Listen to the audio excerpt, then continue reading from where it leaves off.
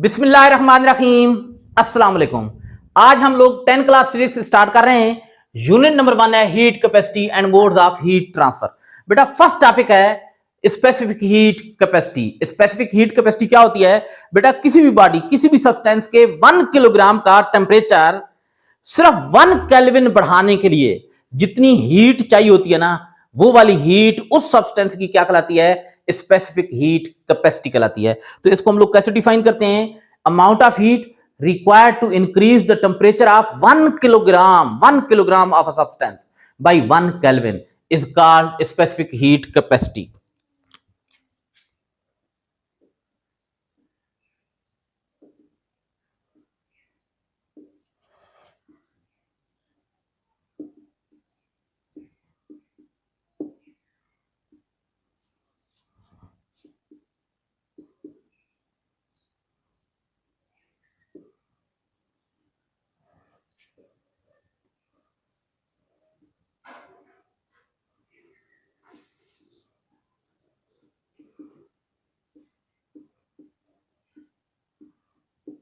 यहां पर हम लोगों ने की है increase in temperature by 1 kelvin. 1 kelvin तक टेम्परेचर बढ़ाने के लिए जितनी हीट चाहिए होती है। असल में जब कि सब्सटेंस का टेम्परेचर बढ़ता है ना, तो कैसे बढ़ता है? वो सब्सटेंस हीट अब्सॉर्ब करता है। लेकिन बेटा अगर आप लोगों ने किसी चीज का टेम्परेचर कम करना हो, 1 केल्विन तक कम करना हो, तो उस दौरान क्या होगा? हीट रिलीज होगी। वो वाली हीट क्या कहलाती है? ये अक्सर पूछ लिया जाता है। तो बेटा किसी भी सब्सटेंस के 1 किलोग्राम का टेम्परेचर 1 केल्विन डिक्रीज करने के लिए जो उससे हीट रिलीज होती है, वो भी स्पेसिफिक हीट कैपेसिटी ही कहलाती है। बात एक ही है, टेम्परेचर जब इंक्रीज होगा 1 केल्विन, तो उस दौरान हीट अब्सॉर्ब होगी, वो स्पेसिफिक हीट कैपेसिटी। टेम्परेचर जब डिक्रीज होगा 1 केल्विन, उस दौरान हीट रिलीज होगी, वो भी स्पेसिफिक हीट कैपेसिटी कहलाती है। बच्चों अब हम लोगों ने इसका मैथमेटिकल एक्सप्रेशन यानी फार्मूला पढ़ना है। फार्मूला इसी डिफिनीशन से बन जाएगा। बेटा इसका फार्मूला क्या बनेगा? ये किस चीज का फार्मूला बनाना है? स्पेसिफिक हीट का। सिंबल क्या होती है? Small C. ये क्या है? अमाउंट ऑफ हीट है। हीट की जो सिंबल होती है वो क्या होती है? Capital Q. ये रिक्वायर्ड होती है कितने किलोग्राम के लिए? 1 किलोग्राम के लिए, पर 1 केजी। तो बेटा किलोग्राम जो है ना, वो तो मैस की यूनिट है। फार्मूले के अंदर हम लोग यूनिट पुट नहीं करते, यूनिट की क्वांटिटी पुट करते हैं। तो किलोग्राम कौन सी क्वांटिटी की यूनिट है? बेटा मैस की, तो यहां मैस पुट कर देंगे बाई 1 केल्विन। 1 केल्विन, केल्विन किसकी यूनिट है? टेम्परेचर की। लेकिन यहां पर जरा देखें, आप गौर करें, तो सिर्फ टेम्परेचर नहीं है, इंक्रीज द टेम्परेचर है। इंक्रीज का मतलब होता है चेंज, और चेंज को हम लोग डेल्टा से जाहिर करते हैं। तो ये जनाब इसका फार्मूला बन गया है। बच्चों याद रखें कि यहां पर हम लोगों ने इसको स्पेसिफाई कर दिया किसके लिए? 1 किलोग्राम सब्सटेंस के लिए। 1 किलोग्राम अगर नहीं होगा, आप सिर्फ ये लिखेंगे amount of heat required to increase the temperature of a substance by 1 kelvin. देखिए मैंने 1 किलोग्राम बीच में नहीं बोला, तो उसको फिर सिर्फ हीट कैपेसिटी कहते हैं, उसको स्पेसिफिक हीट कैपेसिटी नहीं कहते। लेकिन जब आप उसको स्पेसिफाई कर देते हैं 1 किलोग्राम, यहां पर आ जाता है 1 किलोग्राम के लिए स्पेसिफाई कर देते हैं, तो फिर वो कहलाता है स्पेसिफिक हीट कैपेसिटी। पता है किलोग्राम क्या है? मैस है। और मैस क्या होती है? Amount of substance. Amount of substance लेने का एक और तरीका भी है जिसे हम लोग कहते हैं मोल। तो बेटा अगर आप यहां पर 1 किलोग्राम की जगह 1 मोल लिख देंगे ना, 1 मोल, तो फिर पता है क्या? ये क्या बन जाएगी? सिर्फ स्पेसिफिक हीट कैपेसिटी नहीं, इससे पहले एक और लफ्ज आ जाएगा जिसे कहते हैं molar. Molar specific heat capacity बन जाएगी। यानी अगर यहां किलोग्राम नहीं होगा, यहां पर मैस नहीं होगा, तो ये क्या होगी? Just heat capacity. अगर यहां पर किलोग्राम आ जाता है, यानी यहां पर मैस आ जाता है, तो ये क्या बन जाएगी? Specific heat capacity. और बेटा अगर यहां पर किलोग्राम की जगह 1 मोल आ जाता है, यहां पर मोल की सिंबल आ जाती है। मोल की सिंबल पता है क्या होती है? स्मॉल एन, एम नहीं एन। अगर यहां पर स्मॉल एन आ जाएगा, तो फिर ये बन जाएगी मोलर स्पेसिफिक हीट कैपेसिटी। बेटा अब इस फार्मूले के अंदर जितनी ही सिंबल इस्तेमाल की हैं, ये आपको पता होनी चाहिए। बता सकते हैं ये सी किस चीज की सिंबल है? सी है स्पेसिफिक हीट कैपेसिटी।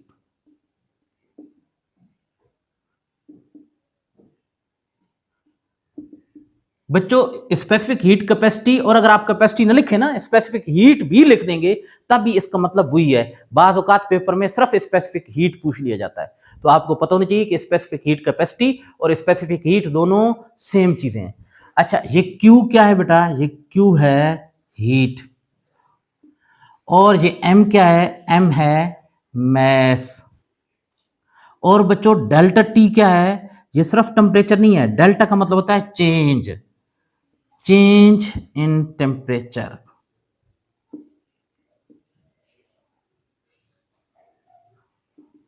बेटा ये जो टेम्परेचर में चेंज होता है ना, ये दो किस्म का होता है। डेल्टा का मतलब चेंज होता है, और चेंज किसी भी क्वांटिटी के अंदर दो किस्म का आ सकता है। या तो क्वांटिटी की वैल्यू क्या कर सकती है? इंक्रीज, या फिर क्वांटिटी की वैल्यू क्या कर सकती है जनाब? डिक्रीज। अब सपोज करें कि आप लोगों के पास पहले टेम्परेचर जो था, शुरू वाला जो टेम्परेचर होता है उसको हम लोग इनिशियल टेम्परेचर टी आई कहते हैं। कितना था? 300 केल्विन। बाद में जो टेम्परेचर है वो आप लोगों ने बढ़ाकर 1 केल्विन सपोज करें आपने बढ़ाया, बाद वाले टेम्परेचर को क्या कहते हैं? T F, final temperature. कितना कर दिया? 301 केल्विन। अब बताएं टेम्परेचर में चेंज कैसे आप मालूम करेंगे? कितना इंक्रीज हुआ? 1। 300 से 300 1 हो गया ना, तो 1 का इंक्रीज हुआ। कैसे आया? इसमें से ये माइनस करेंगे ना, 301 में से 300 माइनस करेंगे तो आपके पास क्या आ जाएगा? जो टेम्परेचर में चेंज आया वो आ जाएगा।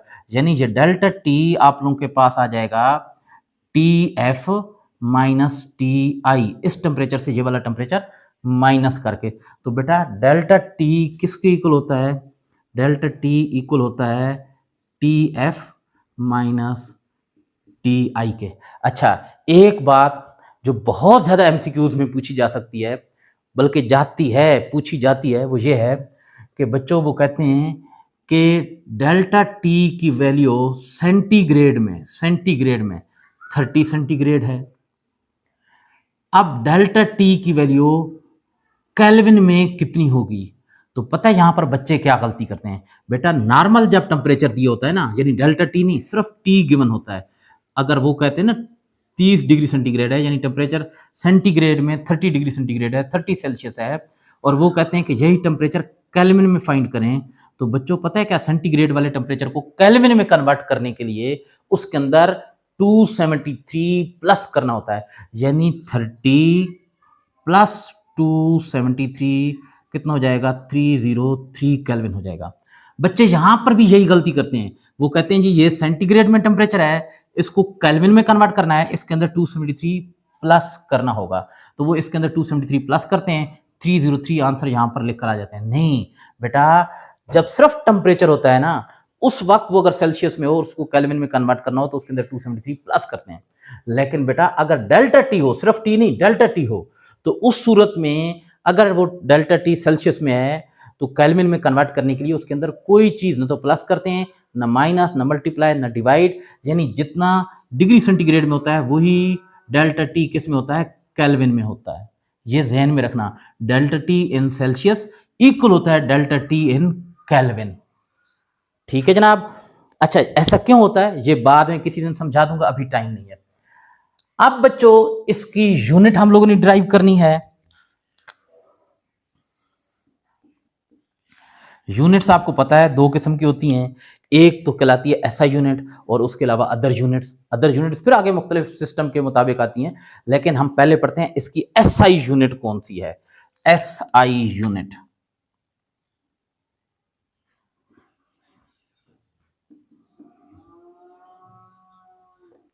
अच्छा बच्चों बात यह है कि एसआई यूनिट निकालना बड़ा आसान सा तरीका है। ये जो फार्मूला होता है ना, इस फार्मूले के अंदर जितनी भी क्वांटिटीज हैं सबकी एसआई यूनिट पुट कर दें, इनकी जगह पर क्यू की जगह पर उसकी एसआई यूनिट पुट करेंगे। क्या क्यू क्या है? हीट है ना। हीट क्या होती है? एनर्जी, और एनर्जी की यूनिट क्या होती है? जूल अपान, जरा देखें, अपान मैस है, मैस की यूनिट क्या होती है? किलोग्राम। और फिर डेल्टा टी है, टेम्परेचर है, इसकी यूनिट क्या होती है? केल्विन। तो यूनिट क्या बन जाएगी? Joule per kilogram per kelvin. लेकिन अक्सर लिखा इस तरीके से नहीं जाता, लिखते किस तरीके से? जूल पर को ना इस तरह सीधा अपान की बजाय ओब्लिक की शक्ल में लिखा जाता है। क्या लिखेंगे? Kilogram per kelvin. या अगर आप ओब्लिक न भी लिखें तब भी आप लिख सकते हैं। कैसे लिखेंगे जरा देखें, इनकी जो पावर की साइन है ना, जो ओब्लिक के नीचे जितनी भी चीजें हैं, पर के नीचे जितनी भी चीजें होती हैं, उनकी जो पावर की साइंस होती हैं वो आप लोग चेंज कर देते हैं। अगर पावर की साइन माइनस में है तो प्लस कर देते हैं, प्लस में हूं तो माइनस कर देते हैं। जरा बताएं, इनकी कोई पावर है? नहीं है ना? नहीं भाई, हैं। अगर कोई पावर ना लिखी हो तो इसका मतलब वो पावर कितनी है? +1। इसकी पावर भी +1, इसकी पावर भी +1। तो अब जब हम लोग ओब्लिक हटा देंगे ना, लिखेंगे जूल, फिर आगे डॉट लगा दें या न भी लगा तब भी कोई मसला नहीं है। अब किलोग्राम की जो पावर है वो हो जाएगी -1। केल्विन की जो पावर है वो भी कितनी हो जाएगी? -1, क्योंकि दोनों अपान के नीचे हैं। तो जनाब ये यूनिट लिखें, ये यूनिट लिखें, सेम है, दोनों इसकी एसआई यूनिट है। एक ही असल में ये यूनिट है, सिर्फ लिखने का अंदाज मुख्तलिफ है।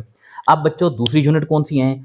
आप लोग यहाँ पर ये जो पर केल्विन है इसकी जगह पर सेल्सियस भी लिख सकते हैं।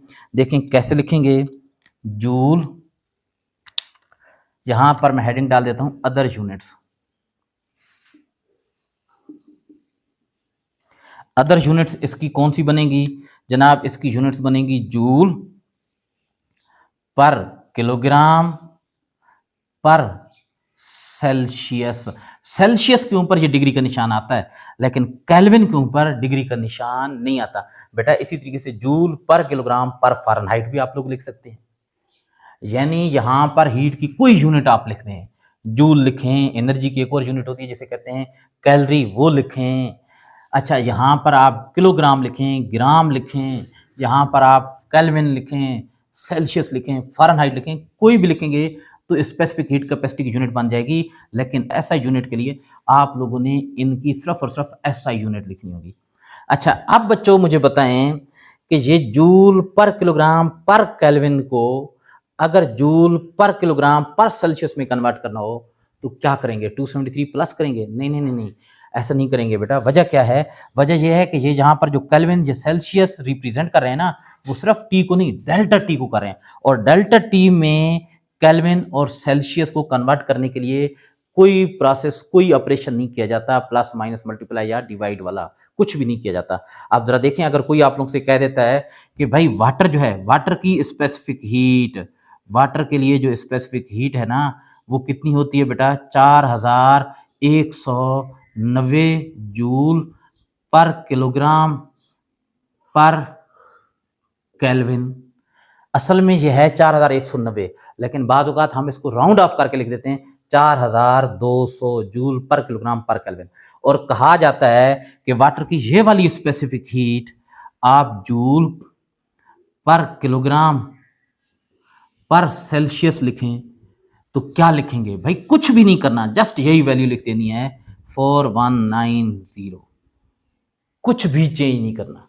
अच्छा बच्चों, और जो यूनिट है वो ये हैं कि अगर आप लोग यहाँ पर किलोग्राम की जगह पर, यहाँ जो किलोग्राम है इसकी जगह पर ग्राम लिख दें। देखिए ना, किलोग्राम मैथ की बड़ी यूनिट है, ग्राम कौन सी यूनिट है? छोटी यूनिट है। बता सकते हैं किलोग्राम को ग्राम में कन्वर्ट करना हो तो क्या करते हैं?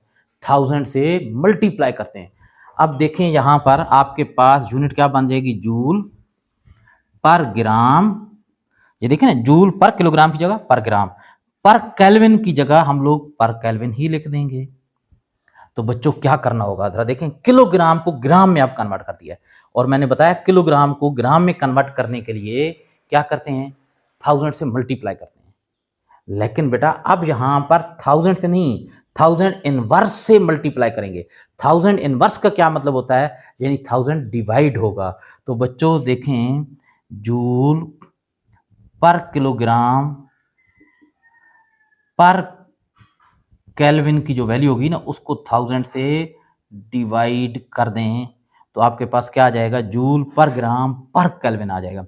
बेटा अगर कोई पूछ ले कि वैसे तो किलोग्राम को ग्राम में कन्वर्ट करना हो तो किलोग्राम वाली वैल्यू को 1000 से मल्टीप्लाई करते हैं, यहाँ पर डिवाइड क्यों कर रहे हैं? तो आपने बोलना है कि सर यहाँ पर किलोग्राम नहीं है, यहाँ पर किलोग्राम इनवर्स है, तो इनवर्स का मतलब होता है डिवाइड होना, तो यहाँ पर 1000 क्या होगा? डिवाइड होगा।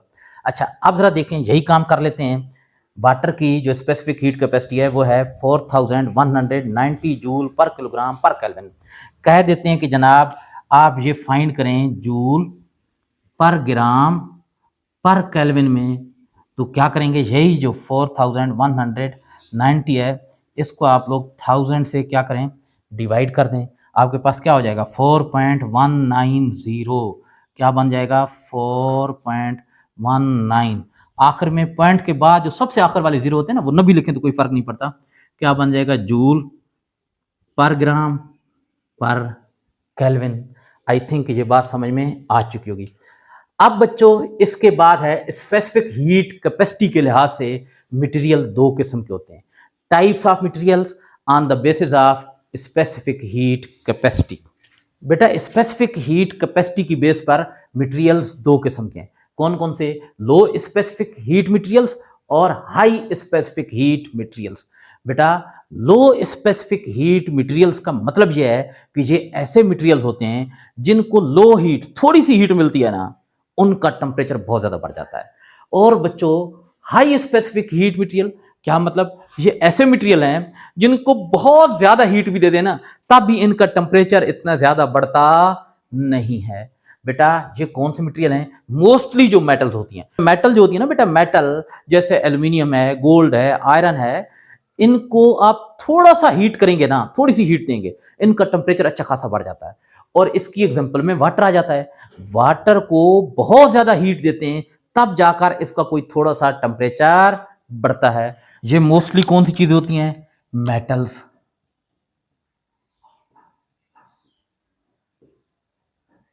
जैसे आप जरा देखें एल्यूमिनियम है, एल्यूमिनियम, एल्यूमिनियम की पता है स्पेसिफिक हीट कैपेसिटी कितनी होती है, 900 joule per kilogram per kelvin.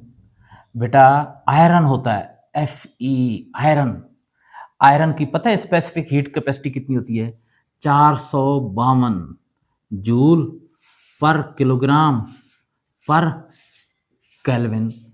बेटा गोल्ड है Au, इसकी हीट कैपेसिटी पता है कितनी होती है, 129।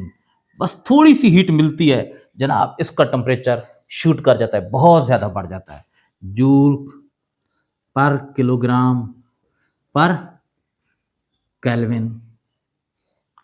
अब इसकी जो एग्जांपल्स हैं उनमें वाटर आ जाता है,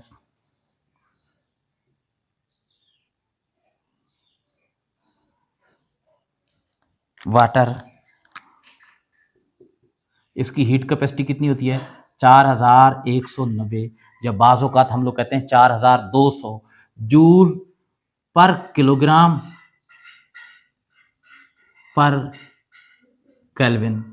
बच्चों इनके कैरेक्टरिस्टिक क्या क्या हैं, भाई पहला कैरेक्टर तो जरा देखें ना, लो स्पेसिफिक हीट कैपेसिटी है ना, क्या मतलब है, इनको थोड़ी सी हीट मिलती है ना तो टेम्परेचर इनका इंक्रीज कर जाता है, need less heat to increase the temperature, need less just small amount of heat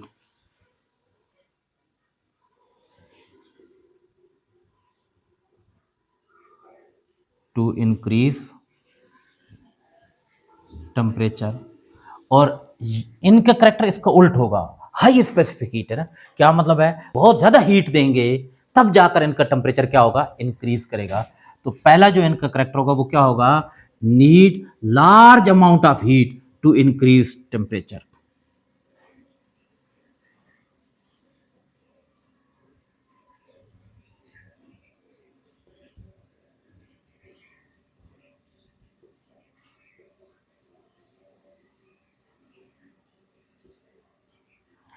बच्चों इनको थोड़ी सी हीट देंगे टेम्परेचर बढ़ जाएगा, थोड़ी सी हीट।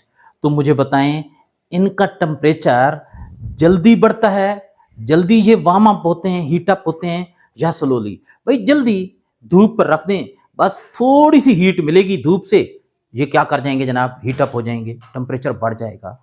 तो हीट अप क्विकली।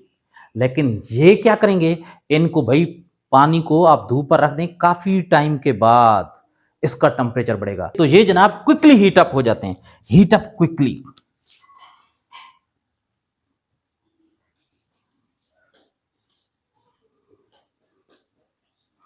और ये स्लोली, हीट अप स्लोली।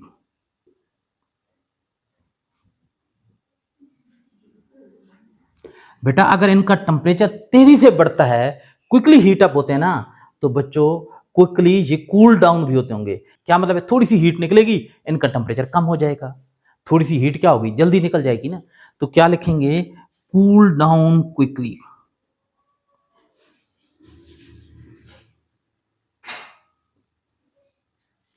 और ये बेटा cool down slowly.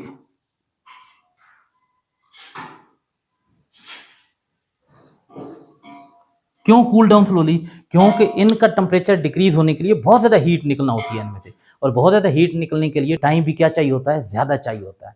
Cool down quickly, cool down क्या मतलब है, इनमें से हीट निकलती है। क्विकली क्या मतलब, तेजी से, तेजी से हीट निकलती है। तो क्या मतलब, ये थोड़े से टाइम के लिए अपने अंदर हीट रख सकते हैं, ज्यादा टाइम के लिए अपने अंदर हीट को स्टोर नहीं कर सकते। Can not store heat for long time.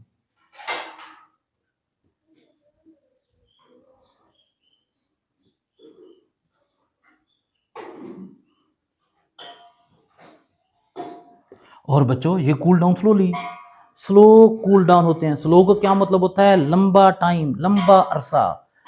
तो लंबे अरसे तक इनके अंदर हीट रहती है, इनका टेम्परेचर ज्यादा रहता है। तो ये क्या लिखेंगे, ये लिखा है ना, can not store heat for long time. इनमें क्या लिखेंगे, can store heat for long time.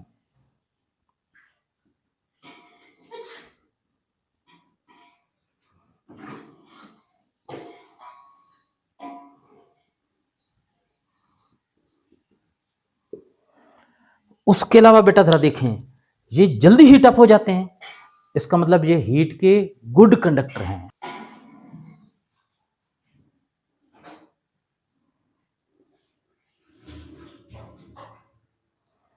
और ये क्या होंगे बेटा, बैड कंडक्टर ऑफ हीट।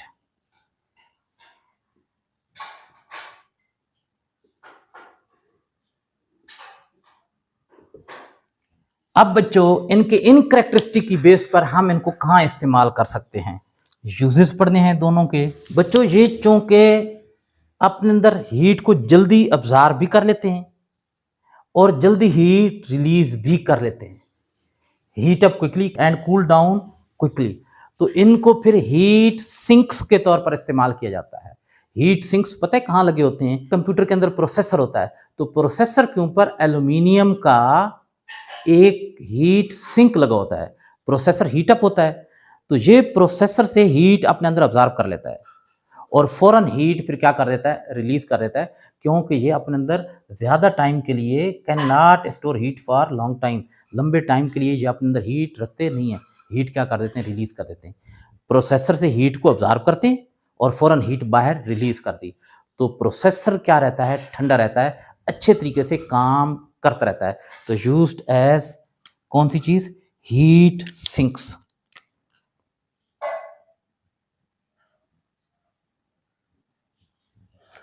और बच्चों ये क्या करते हैं, ये अपने अंदर बहुत ज्यादा हीट अब्जॉर्ब करने की सलाहियत रखते हैं, अपने अंदर हीट अब्जॉर्ब कर लेते हैं, लेकिन फिर भी इनका टेम्परेचर इतना ज्यादा बढ़ता नहीं है।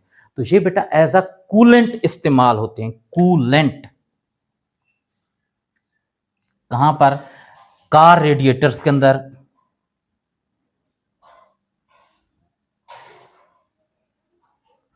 Car radiator. बेटा कार का इंजन हीटअप होता है, उसको ठंडा रखने के लिए पता है क्या, उसके रेडिएटर में पानी डाल दिया जाता है। पानी इंजन में जब घूमता है ना, तो इंजन से हीट को अपने अंदर अब्जॉर्ब करता रहता है। इंजन की हीट कम होती रहती है, पानी के अंदर हीट बढ़ती रहती है, लेकिन पानी के अंदर हीट बढ़ने के बावजूद भी पानी का टेम्परेचर इतना बढ़ता नहीं है। अब आप कहेंगे कि सर गाड़ियों के अंदर तो पानी का टेम्परेचर बहुत ज़्यादा बढ़ जाता है। भाई बहुत ज़्यादा बढ़ जाता है, लेकिन काफ़ी टाइम के बाद बढ़ता है, अच्छी खासी उसके अंदर हीट अब्जॉर्ब करने की सलाहियत होती है। बेटा उसके अलावा इंडस्ट्रीज के अंदर भी ना कूलेंट इस्तेमाल होता है। इंडस्ट्रियल प्रोसेस होते हैं, वहां पर टावर्स होते हैं, टैंक होते हैं मेटल के, इस तरीके से ना।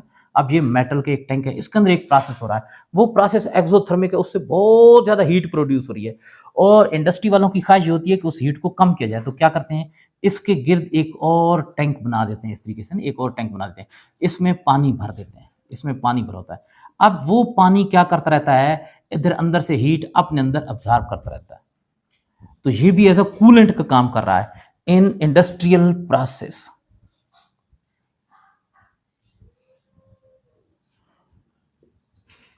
इन इंडस्ट्रीज मैंने लिख दिया।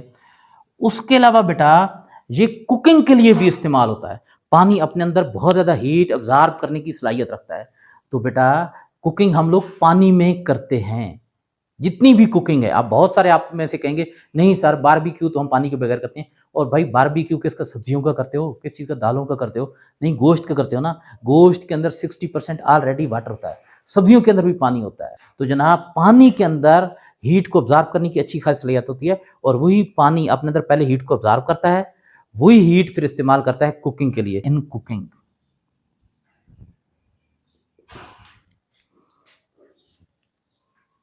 Uses of large specific heat of water. बेटा पानी की स्पेसिफिक हीट काफी हाई होती है, लार्ज होती है। कितनी होती है? 4200 joule per kilogram per kelvin, या जो एग्जैक्ट वैल्यू है वो है 4190 joule per kilogram per kelvin. तो ये बहुत ज्यादा हाई होती है। अब अल्लाह पाक ने पानी की स्पेसिफिक हीट हाई बनाकर ना पानी को बहुत ज्यादा करामत बना दिया है। इसके बहुत ज्यादा फायदे हैं भाई पानी की हाई स्पेसिफिक हीट के। तो जरा देखें यहां पर हम लोगों ने लिखा है use of large specific heat of water. बेटा ये भी आ सकता है एडवांटेजेस ऑफ लार्ज या high specific heat of water, या applications of large specific heat of water. तो बेटा आपके कोर्स में पानी की हाई स्पेसिफिक हीट के जस्ट 5 एडवांटेजेस लिखी हुई हैं।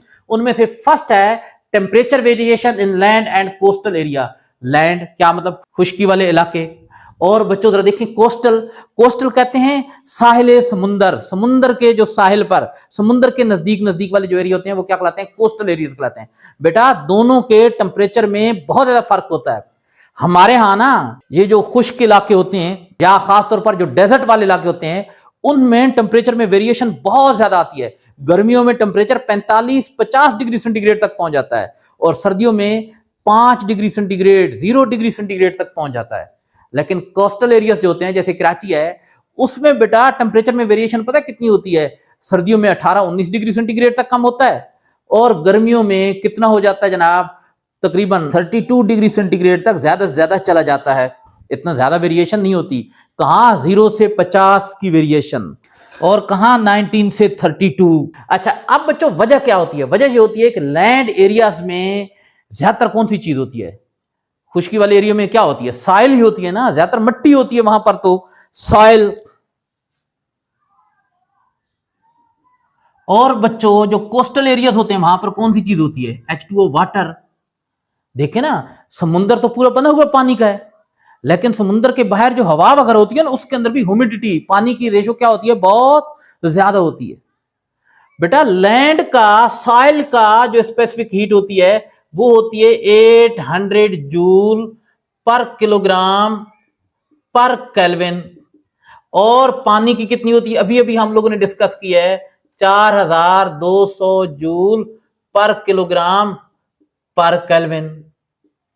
तो बताएं हाई स्पेसिफिक हीट किसकी और लो किसकी है? तो बच्चों इसकी स्पेसिफिक हीट तो क्या है? लो स्पेसिफिक हीट। और इसकी स्पेसिफिक हीट क्या है? हाई।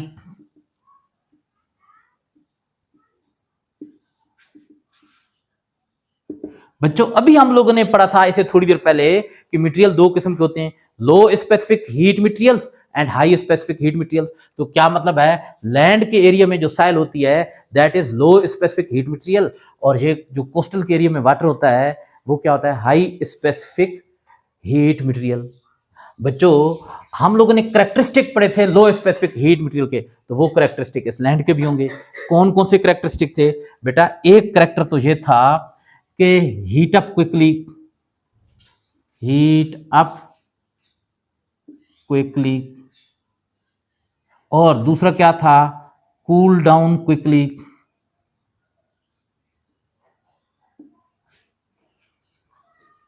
तो बच्चों समर में, गर्मियों के जो महीने होते हैं समर, उसमें थोड़ी सी हीट लैंड को मिलती है ना, तो चूंकि उसकी स्पेसिफिक हीट कम होती है, स्पेसिफिक हीट कौन सी हीट होती है? जो टेम्परेचर बढ़ाने के लिए चाहिए होती है, तो उसको थोड़ी सी हीट मिलती है तो उसका टेम्परेचर बहुत ज्यादा बढ़ जाता है।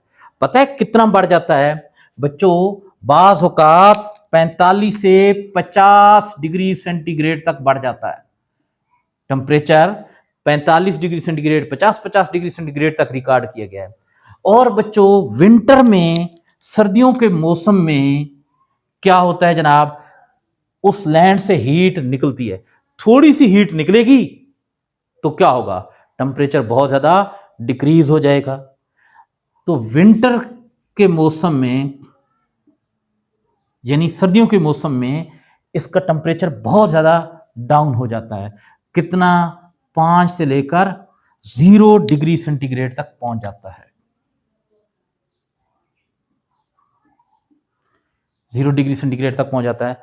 उसके अलावा बेटा हम लोगों ने ये जो लो स्पेसिफिक हीट वाले मटेरियल पढ़े थे, उनके एक और करेक्टर पढ़ा था कि they can not store heat for long time. ये लंबे अरसे तक हीट को स्टोर भी नहीं कर सकते ना। अगर लंबे अरसे तक हीट को स्टोर करते तो क्या होता कि समर के दौरान ये अपने अंदर बहुत ज्यादा हीट, गर्मियों के दौरान अपने अंदर बहुत ज्यादा हीट ऑब्जर्व करके रखते, और सर्दियों में वो हीट क्या करते, रिलीज करते, तो टेम्परेचर इतना डाउन ना होता। तो जरा देखें, एक और वजह यह है कि जो लैंड एरिया होते हैं उनके टेम्परेचर में वेरिएशन, यानी इनका जो हाई और लो टेम्परेचर होता है, शदीद किस्म का जो टेम्परेचर होता है, उसकी एक और वजह क्या है, can not store heat for long time. अच्छा, लेकिन बेटा ये जो कोस्टल एरिया होते हैं, वहां की जो हवा होती है बाहर, ठीक है, जैसे कराची है तो उसमें तो ह्यूमिडिटी बहुत ज़्यादा होती है, पानी बहुत ज़्यादा होता है, पानी की हीट, स्पेसिफिक हीट क्या होती है, बहुत ज़्यादा होती है। अब बेटा समर के दौरान ना उसके ऊपर बहुत ज़्यादा हीट पड़ती भी रहे ना, तो पानी बहुत ज़्यादा हीट भी ऑब्जर्व करने के बाद ना उसका टेम्परेचर इतना ज़्यादा बढ़ेगा नहीं। क्यों? क्योंकि बहुत ज़्यादा हीट उस ऑब्जर्व करता है, 4200 जूल हीट ऑब्जर्व करेगा, तब जाकर उसका टेम्परेचर 1 केल्विन 1 सेल्सियस बढ़ेगा। फिर 4200 जूल और ऑब्जर्व करेगा, फिर जाकर एक और सेंटीग्रेड यानी 2 डिग्री सेंटीग्रेड का इजाफा होगा। तो बच्चों जरा देखें, ये क्या है, हाई स्पेसिफिक हीट वाले मटेरियल हैं। तो इन ये क्या होते हैं, हीट अप क्विकली नहीं, हीट अप क्या होते हैं, स्लोली। यही इनके करेक्टर पड़े थे ना, हीट अप स्लोली,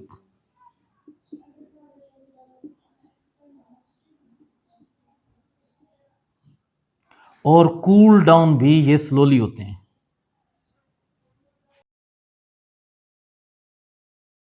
अब बच्चों हीट अप क्या मतलब, कौन से मौसम में, समर का जो मौसम होता है, गर्मियों का जो मौसम होता है, उसमें ये बहुत स्लोली हीट अप होते हैं, और टेम्परेचर कितना ज़्यादा ज़्यादा बढ़ सकता है, अभी मैंने आप लोगों को बताया था 32 सेल्सियस तक ज़्यादा ज़्यादा बढ़ कर जा सकता है, इतना ज़्यादा नहीं है, ठीक है जी।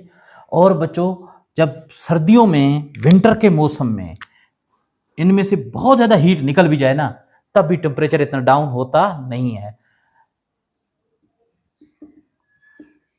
तो टेम्परेचर कम होते होते भी, नॉर्मल टेम्परेचर 25 सेल्सियस होता है ना, तो कितना हो जाता है, 19 सेल्सियस तक आ जाता है।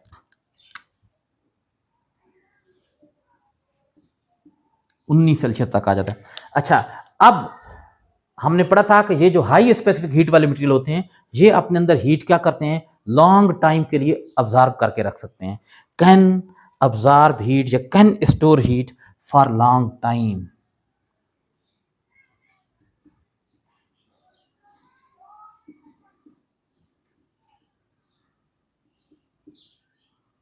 लॉन्ग टाइम के लिए क्या करते हैं, हीट स्टोर करके रख सकते हैं। अब लॉन्ग टाइम के लिए हीट अपने अंदर स्टोर करके रखते हैं, तो क्या करते होंगे जरा बताएं।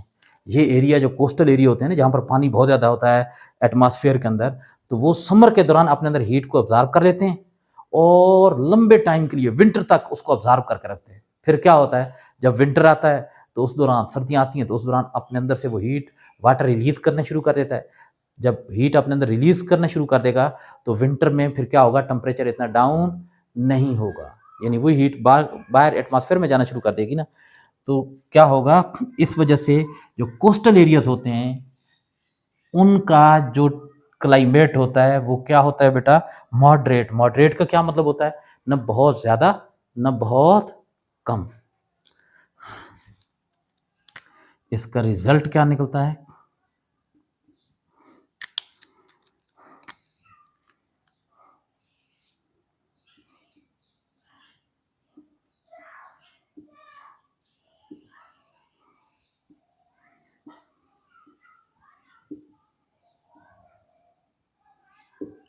बेटा second application of the large high specific heat of water की जो आपके कोर्स में गिवन है, that is stability of ocean and lake temperature.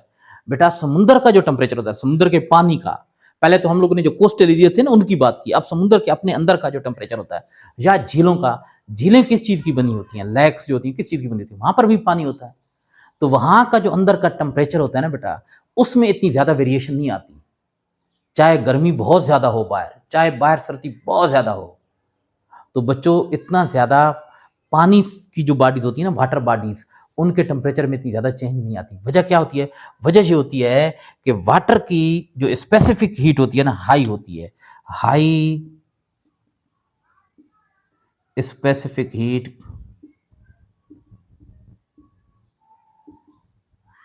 Of water कितनी होती है, चलें बताएं, 4200।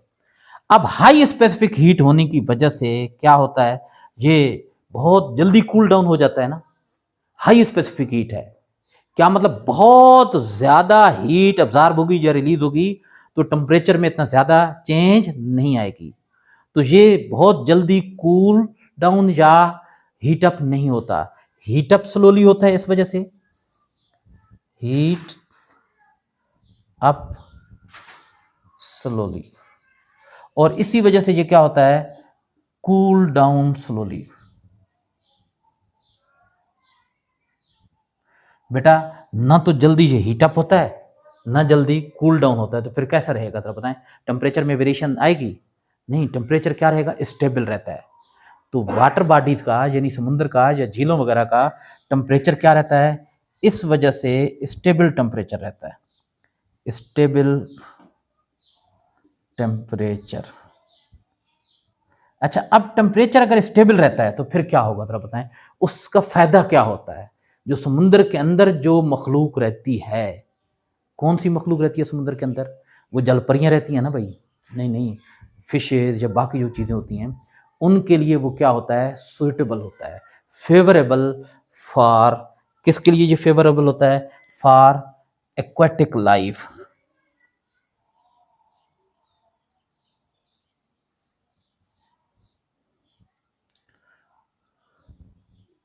एक्वाटिक समझे ना, पानी के अंदर जो जिंदगी पाई जाती है, पानी के अंदर जो जिंदा चीज होती है। टेम्परेचर अगर बहुत ज्यादा ठंडा हो जाए या टेम्परेचर बहुत बढ़ जाए, तो वो लाइफ फिर वहां पर पॉसिबल नहीं होगी, फिशेस मरना शुरू हो जाएंगी। अच्छा, उसके बाद है बेटा ह्यूमन बॉडी टेम्परेचर रेगुलेशन। पता है इंसान की बॉडी का इंटरनल टेम्परेचर कितना होता है, 37 सेल्सियस। ह्यूमन बॉडी टेम्परेचर कितना होता है, 37 सेल्सियस। बच्चों अगर बहुत ज़्यादा टेम्परेचर बढ़ जाए एनवायरनमेंट का, या बहुत कम भी हो जाए, तब भी इंसान की बॉडी का जो इंटरनल टेम्परेचर रहता है वो कितना रहता है, 37 सेल्सियस ही रहता है नॉर्मल कंडीशन में। हाँ, अगर बुखार बुखार हो जाए तो वो तो एक अलग बात है ना। क्यों ऐसा होता है भाई? बाहर का टेम्परेचर बढ़ जाए तो अब हमारी बॉडी का टेम्परेचर भी बढ़ना चाहिए, बाहर का टेम्परेचर कम हो तो हमारी बॉडी का भी टेम्परेचर कम होना चाहिए। लेकिन ऐसा क्यों होता है? वजह ये होती है कि हमारी बॉडी जो है 60% वाटर से बनी हुई है। बास जगहों पर तो आता है 60 से 80%, तो जनाब 60% पानी है, 60% वाटर है ह्यूमन बॉडी के अंदर। अब पानी है तो पानी की स्पेसिफिसिटी क्या होती है, हाई होती है, हाई स्पेसिफिक हीट।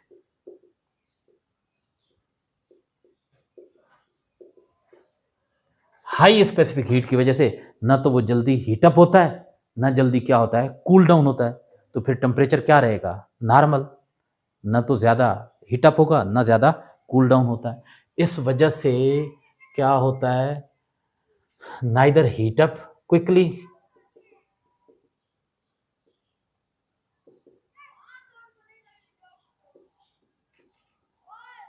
और नाइदर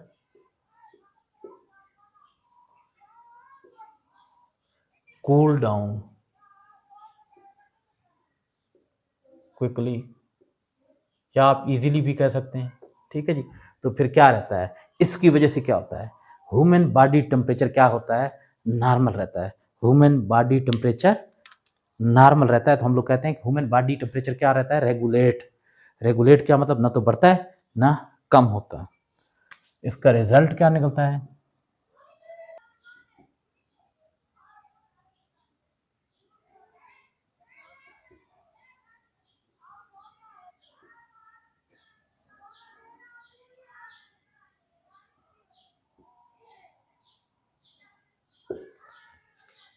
अच्छा, अगला जो है ना बेटा वो है cooling system and heat exchange. बेटा पानी कूलिंग सिस्टम के अंदर इस्तेमाल होता है एज अ कूलेंट। कूलेंट क्या मतलब है? दूसरी चीजों को ठंडा करने के लिए इस्तेमाल होता है। कैसे ठंडा करने के लिए इस्तेमाल होता है? इसकी हीट कैपेसिटी ज्यादा है। क्या मतलब? हीट को अपने अंदर ऑब्जर्व करने की सलाहियत ज्यादा है। तो ये किसी हॉट बॉडी के ऊपर रखेंगे ना तो ये उससे हीट अपने अंदर ऑब्जर्व कर लेगा। जब अपने अंदर हीट ऑब्जर्व करेगा, दूसरी बॉडी के अंदर हीट क्या हो जाएगी? बढ़ जाएगी ना, कम हो जाएगी। जब उसके अंदर हीट कम होगी तो उसका टेम्परेचर भी क्या हो जाएगा? कम हो जाएगा। तो यूज्ड एज कूलेंट, वाटर जो होता है, वाटर और पानी इज यूज्ड एज कूलेंट, ठंडा करने वाला इस्तेमाल होता है। कहां कहां कूलेंट के तौर पर इस्तेमाल होता है? इन कार रेडिएटर। कार रेडिएटर का मतलब ये नहीं है कि सिर्फ कार, किसी भी गाड़ी का जो रेडिएटर होता है उसमें पानी इस्तेमाल होता है एज अ कूलेंट, ठंडा करने के लिए। In industrial process,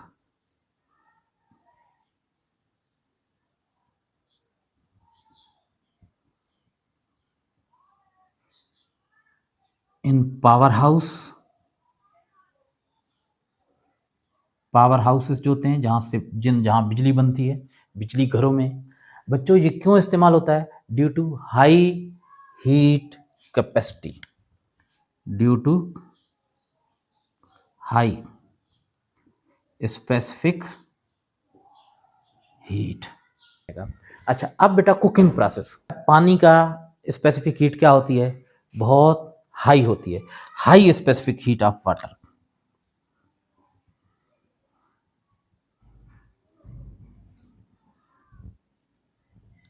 of water. अब होता क्या है, पानी की स्पेसिफिक हीट ज्यादा होती है तो पानी क्या जल्दी हीट अप हो जाएगा, गर्म हो जाएगा? Slowly heat up, slowly heat up, slowly.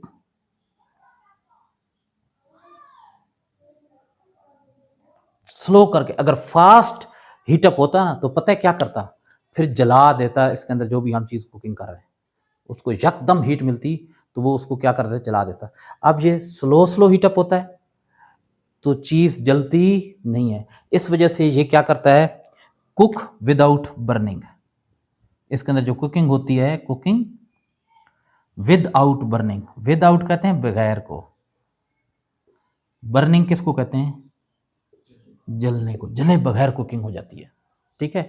और उसके अलावा होता क्या है बेटा, ये हीट अपने अंदर बहुत ज्यादा ऑब्जर्व करता है और हीट को ना अपने सारे एरिया के अंदर इवनली डिस्ट्रीब्यूट करता है। हर तरफ को हीट पानी में क्या हो जाती है? इक्वल फैल जाती है।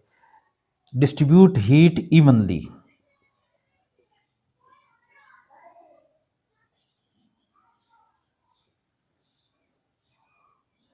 जैसे जरा देखें, ये अगर आप लोगों ने एक कुकिंग पैन लिया है या वो क्या कहते हैं देज के लिए, इसके अंदर अगर आप लोगों ने ये वाटर डाल दिया, वाटर, ठीक है जी।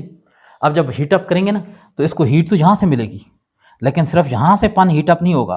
वो हीट पूरे पानी में क्या होती रह जाएगी? यकसान तौर पर इवनली, इक्वली क्या होती जाएगी? फैलती रहेगी। जितना पानी यहां हीटअप होगा उतना ही यहां पर भी होगा, उतना यहां पर भी, उतना यहां पर भी, उतना यहां पर भी, यहां पर भी। अब अगर आप लोग इसके अंदर एक एग रख देते हैं, ये आप लोगों ने इसके अंदर एग रख दिया, ठीक है जी, तो मुझे बताएं इस एग को यहां से हीट ज्यादा मिलेगी और ऊपर से कम मिलेगी ना? नहीं, पानी के अंदर हर तरफ को हीट बराबर है तो हर तरफ से इसको हीट क्या होगी? इक्वल मिलेगी। तो इस तरीके से कुकिंग क्या हो जाएगी? अच्छी हो जाएगी, बेहतर कुकिंग हो जाएगी। जनाब आप लोग की बुक के पेज नंबर 13 पर हेडिंग डली हुई है यूनिट ओपनर। वहां पर यह क्वेश्चन लिखा हुआ है, why does a person enjoy comparatively cooler weather near sea at day compare to land area? कि लैंड एरिया के मुकाबले में नियर सी एरिया जो होता है वहां पर लोग कूलर वेदर को एंजॉय करते हैं दिन के वक्त। यानी लैंड एरिया में डे टाइम पर वेदर कूलर नहीं होता, वेदर वार्म होता है, हॉट होता है। और बच्चों जो नियर सी एरिया होते हैं वहां पर दिन के वक्त वेदर जो होता है वो क्या होता है? कूलर होता है। इसकी वजह क्या है? इसका रीजन क्या है?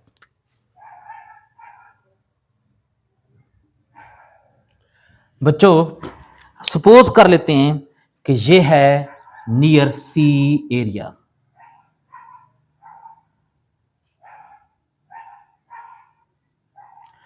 और ये है कौन सा, लैंड एरिया। बेटा नियर सी एरिया में जो एटमॉस्फेयर होती है, जो क्लाइमेट होती है, उसमें बहुत ज्यादा वाटर होता है। तो वहां की जो क्लाइमेट होती है वो वाटर पर डिपेंड कर रही होती है। और समुद्र में क्या होती है, रेत होती है सिर्फ? नहीं नहीं, समुद्र में पानी होता है भाई। और जो लैंड एरिया होता है ना, जो खुश्क एरिया होते हैं, वहां की क्लाइमेट, वहां का जो टेम्परेचर होता है वो सिर्फ और सिर्फ किस पर डिपेंड कर रहा होती है, साइल पर, मट्टी पर डिपेंड कर रहा होता है। अच्छा पता है वाटर की जो स्पेसिफिक हीट कैपेसिटी होती है कितनी होती है, 4200 joule per kilogram per kelvin. लेकिन साइल की स्पेसिफिक हीट कैपेसिटी वाटर के मुकाबले में बहुत कम, कितनी, 800 joule per kilogram per kelvin होती है। बेटा सूरज, यहां पर सूरज है तो सूरज तो दोनों पर बराबर हीट फेंक रहा है, लेकिन इस पर जैसे 800 जूल हीट पड़ती है, ये जैसे 800 जूल हीट ऑब्जर्व करता है, इसका टेम्परेचर कितना हो जाता है, 1 केल्विन। बेटा जरा देखें, इसने एक दफा 800 जूल ऑब्जर्व किया, ठीक है, फिर 800 जूल, सूरज तो लगातार हीट दे रहा है ना, तो 800 जूल ऑब्जर्व करेगा, फिर 800, फिर कितनी, 800, फिर कितनी, 800, मैं 8000 लिखते जा रहा हूं भाई, फिर 800 जूल हीट ये ऑब्जर्व कर रहा है, किससे, सूरज से। उस दौरान ये भी, यहां जो पानी है वो भी, उसने भी 800 जूल हीट ऑब्जर्व की, फिर 800 जूल हीट ऑब्जर्व की, फिर 800 जूल हीट ऑब्जर्व की, फिर 800 जूल हीट ऑब्जर्व की, फिर 800 जूल हीट ऑब्जर्व की। दोनों पर सूरज बराबर हीट फेंक रहा है, तो दोनों बराबर बराबर क्या करते जा रहे हैं, ऑब्जर्व करते जा रहे हैं। लेकिन इसने जब एक दफा 800 जूल ऑब्जर्व की ना, तो पता है इसका टेम्परेचर कितना बढ़ गया, 1 केल्विन। सपोज करें कि पहले कितना था, 298 केल्विन था, 298, अब 1 केल्विन बढ़ गया। फिर जब दोबारा वो एक जूल 800 जूल हीट ऑब्जर्व करेगा, फिर 1 केल्विन का इजाफा हो जाएगा।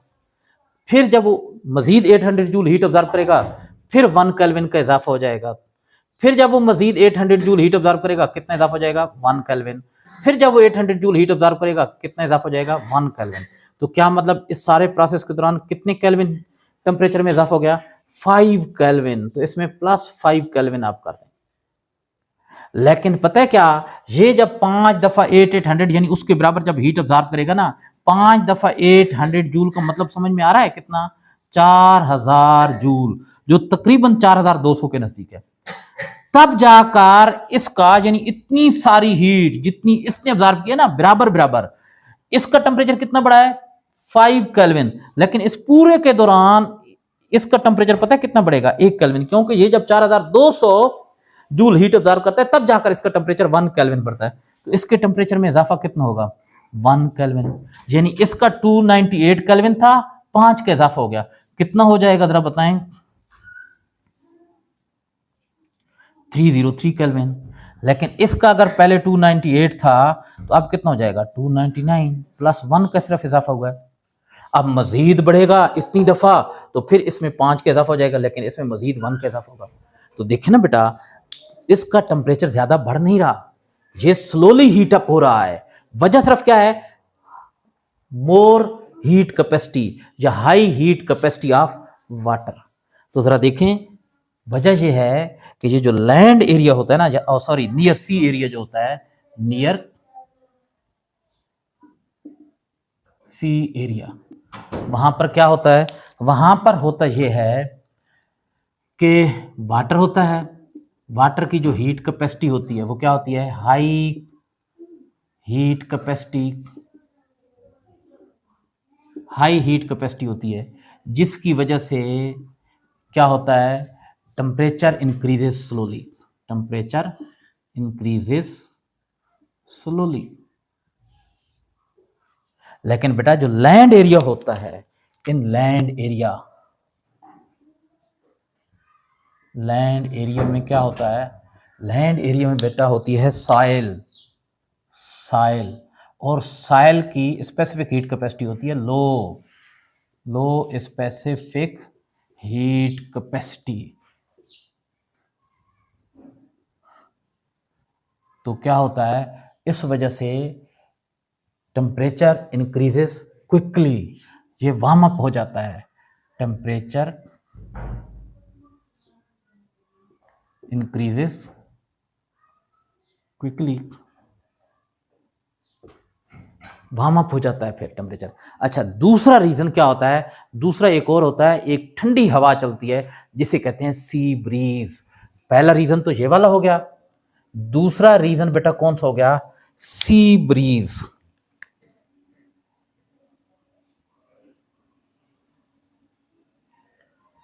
अच्छा, सी ब्रीज कैसे बनती है, तेज ठंडी हवा कैसे चलती है बेटा, ये जो नियर सी एरिया है ना, वहां से लैंड वाले एरिया में तेज हवा जाती है। कैसे, जरा देखें बच्चों, ये जो लैंड एरिया होता है ना, लैंड एरिया, वहां पर साइल थोड़ी सी हीट ऑब्जर्व करती है, उसका टेम्परेचर बढ़ जाता है। जब टेम्परेचर बढ़ता है तो जहां जो ऊपर एयर होती है ना, इस एरिया में जितनी भी एयर होती है, आपको पता है टेम्परेचर बढ़ने से पहले क्या होता है, जैसे टेम्परेचर बढ़ा ना तो हवा का प्रेशर बढ़ेगा, जैसे प्रेशर बढ़ेगा तो हवा फैलेगी। क्या मतलब है, वो जो यहां हवा के पार्टिकल है ना, वो राइज अप, ऊपर की जानिब चले जाएंगे। टेम्परेचर बढ़ने की वजह से जहां जो एयर होगी वो हीटअप होगी, हीटअप होने की वजह से उसके पार्टिकल किधर चले जाएंगे, ऊपर की जानिब राइज अप करेंगे। जब राइज अप करेंगे तो यहाँ हवा के पार्टिकल क्या हो जाएंगे, ज्यादा हो जाएंगे या कम, नहीं कम हो जाएंगे भाई, क्योंकि ज्यादातर तो ऊपर चले गए। जब यहां हवा के पार्टिकल कम रह जाएंगे तो यहां पर जो एटमॉस्फेरिक प्रेशर है, यहां पर जो एयर का प्रेशर है वो लो हो जाता है, लो एयर प्रेशर, लो एयर प्रेशर मैं यहां पर लिख रहा हूं, लो एयर प्रेशर। और वजह क्या होती है, वजह ये होती है कि due to high temperature, high temperature क्या होता है, जो एयर होती है वो लेस डेंस हो जाती है। लेस डेंस क्या मतलब, पतली हो जाती है। कैसे पतली हो जाती है, क्योंकि उसके पार्टिकल यहां से ऊपर चले जाते हैं। Less air becomes less dense,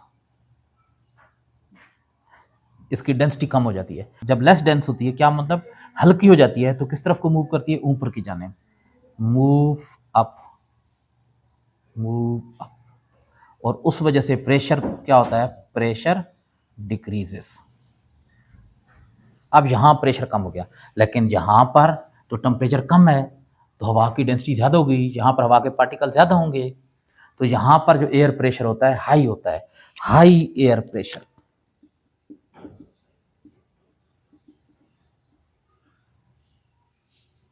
क्यों high air pressure, due to low temperature, due to वहां ड्यू टू हाई टेम्परेचर था, यहां क्या होगा, ड्यू टू लो टेम्परेचर। क्या होता है, एयर बिकम लेस डेंस नहीं, air become more dense, air becomes more dense हो जाती है। और इस वजह से क्या होता है, प्रेशर इंक्रीज, पी इंक्रीज कर जाता है। अब बच्चों जरा देखें, समुद्र के नजदीक वाले एरिया में प्रेशर ज्यादा है हवा का, और थोड़े से फासले पर जहां पर खुश्क एरिया शुरू होता है वहां पर हवा का प्रेशर क्या हो गया, कम।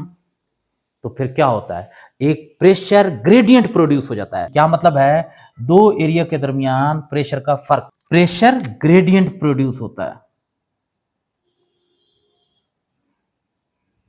ग्रेडियंट समझते ना, कि दो ऐसे एरिया जो एक दूसरे के साथ जुड़े होते हैं, उनके दरमियान डिफरेंस किसी खास चीज का, तो यहां पर प्रेशर का फर्क आ जाता है, एयर के प्रेशर का फर्क। जहां एयर का प्रेशर ज्यादा, यहां एयर का प्रेशर कम। आपको पता है एयर किस साइड से किस साइड पर रश करती है, तेजी से मूव करती है, हाई प्रेशर से लो प्रेशर की तरफ। तो बेटा यहां से इस साइड से कूल एयर इधर क्या करती है, मूव करती है। इस कूल एयर को बोलते हैं सी ब्रीज। ये एयर जब यहाँ आती है ना तो अपने साथ ह्यूमिडिटी, इसके अंदर पानी होता है, अपने साथ ह्यूमिडिटी पी लाती है। इस वजह से फिर यहाँ का भी टेम्परेचर क्या हो जाता है, थोड़ा सा ठंडा हो जाता है। तो ये जनाब दो वजह थी, कौन सी, कि सी एरिया के नज़दीक दिन के वक्त कूलर वेदर होता है और लैंड एरिया में दिन के वक्त वार्म वेदर होता है। बेटा आप लोग की बुक के पेज नंबर 14 पर एक एग्जांपल गिवन है 10.1 और पेज नंबर 15 पर एक और एग्जांपल गिवन है 10.2। दोनों न्यूमेरिकल टाइप की एग्जांपल हैं, स्पेसिफिक हीट कैपेसिटी वाली एग्जांपल हैं। सोल्व करते हैं जनाब। बेटा बुक जरा आपने सामने रखे ना और जरा देखें क्या लिखा हुआ। कह रहा 200 ग्राम, 200 ग्राम, ग्राम किस चीज की यूनिट है, मैस की। तो देखें मैस गिवन है कितनी है, 200 gram of a solid metal is heated from 25 Celsius to 75 Celsius. Temperature जो इनिशियल टेम्परेचर है ना टी आई, वो कितना है 25 सेल्सियस, और जो फाइनल टेम्परेचर है ना टी एफ, वो आई थिंक कह रहा है कितना है 50 सेल्सियस, नहीं 75 सेल्सियस, 75 सेल्सियस। कह रहा है if 3500 joule of heat energy is required. Heat energy, heat को किससे दर करते हैं, क्यू से, 3500 joule to raise the temperature of the metal. What is the specific heat of the metal. Specific heat की सिंबल क्या होती है, सी। ये आप लोगों ने फाइंड करनी है। बेटा ये हमारे पास हो गया है डेटा और अब हमने इसको करना है सोल्व। ठीक है जी। बेटा ये आपके पास मैस गिवन है 200 ग्राम, ग्राम में गिवन है, ग्राम ऐसा यूनिट नहीं है, कौन सी, किलोग्राम। तो इसको किलोग्राम में कन्वर्ट करेंगे। ग्राम को किलोग्राम में कन्वर्ट करने के लिए 1000 से डिवाइड करते हैं। 200 अपान क्या हो जाएगा 1000, 0.2 किलोग्राम, ये इसका मैस आ जाएगा। अच्छा अब बच्चों हमारे पास इनिशियल टेम्परेचर और फाइनल टेम्परेचर है। हमें यहां पर इस्तेमाल करना होता है सी का जो फार्मूला होता है ना, सी का फार्मूला होता है Q अपान एम डेल्टा टी, सिर्फ टी नहीं डेल्टा टी। तो पहले डेल्टा टी फाइंड कर लेते हैं। डेल्टा टी हमारे पास क्या आएगा, T F minus T I के। इनको केल्विन में कन्वर्ट करने की जरूरत नहीं है क्योंकि डेल्टा टी निकालना है ना, डेल्टा टी जितना सेल्सियस में होता है उतना केल्विन में भी होता है। जरा देखें ये आपके पास कितना आ जाएगा, टी एफ कितना है 75 माइनस टी आई कितना है 25, कितना आ जाएगा 50 केल्विन या सेल्सियस डेल्टा टी। ये आपके पास डेल्टा टी आ गया। बेटा बेशक आप देख लें यहां पर मैं आपको करवा भी देता हूं टी आई, ठीक है जी। 25 सेल्सियस है ना, इसको केल्विन में कन्वर्ट करने के लिए 273 क्या करना पड़ेगा प्लस, तो क्या हो जाएगा 298 केल्विन। टी एफ है ना कितना है 75, इसको केल्विन में कन्वर्ट करने के लिए 273, तो 5 और 3 8, ये 4 आ जाएंगे और 348 केल्विन हो जाएगा। अब आप इनका डेल्टा टी निकालें, delta T, T F minus T I, T F कितना है 348 माइनस टी आई 298, आप बेशक निकाल लें बच्चों, ये कितना आ जाएगा 50 और केल्विन में आ जाएगा। इससे पहले मैं बता चुका हूं कि डेल्टा टी चाहे वो सेल्सियस में हो या केल्विन में हो, वैल्यू क्या आती है, बराबर आती है। अच्छा ये तो वैसे ही यहां पर समझाया, ये लिखने की जरूरत नहीं है। अब बच्चों जरा देखें हमें फाइंड क्या करना है, सी। तो सी का जो फार्मूला होता है स्पेसिफिक हीट का वो क्या होता है, क्यू एम डेल्टा टी। बताएं क्यू कितना है, क्यू है 3500, एम कितना है 0.2 मल्टीप्लाई, ये देखो नीचे मल्टीप्लाई, डेल्टा टी कितना है 50। तो बच्चों अब आगे यहां सोल्व कर लेते हैं। आपके पास ये सी है, सी किसके इक्वल हो जाएगा, ऊपर तो वही 3500 अपान, जब 50 को 0.2 से मल्टीप्लाई करें ना तो ये आपके पास आ जाएगा 10। तो सी कितनी हो जाएगी, ये 0 से कैंसिल हो जाएगा 350। बताएं स्पेसिफिक हीट की यूनिट क्या होती है, joule per kilogram per kelvin. ये इसका आंसर आ गया। बच्चों जो एग्जांपल 10.2 है इसको जरा पढ़ें। ये कह रहा है half kilogram sample of aluminium, half kilogram है, हाफ किलोग्राम मैस गिवन है ना, हाफ का क्या मतलब होता है 0.5 kilogram. Sample of aluminium, specific heat capacity C is equal to 900 joule per kilogram per kelvin. C भी दे दी है, कितनी है 900 joule per kilogram per kelvin है। is heated from room temperature of 25 Celsius to 100 Celsius। TI initial temperature कितना था 25 Celsius.